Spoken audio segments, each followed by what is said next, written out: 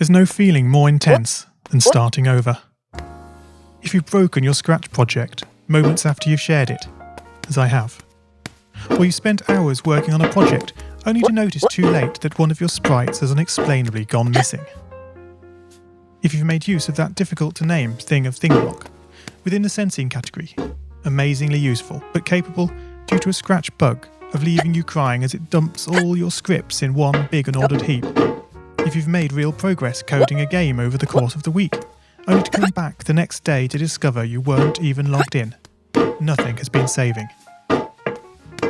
Starting over is harder than starting up. If you're not ready for that, like if you've already had a bad day at school, then what you're about to go through may be too much. Feel free to go away and come back. I'll be here.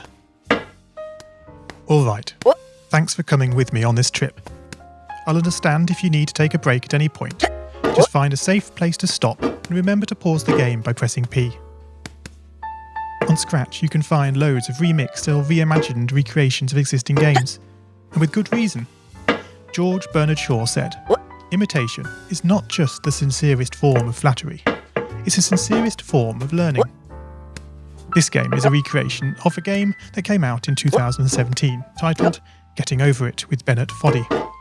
That game in turn was a homage to a free game that came out in 2002. Both games involved dragging yourself, using a hammer, up a mountain assembled from assets and objects sourced from many other games. It seems appropriate then that, when trying to recreate Getting Over It in Scratch, that we should construct our mountain from the same assets used in literally millions of Scratch projects, the unmistakable contents of the Scratch costume library.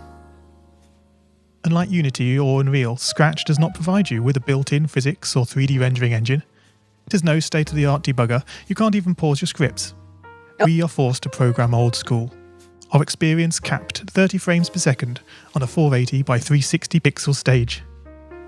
But these very restrictions force us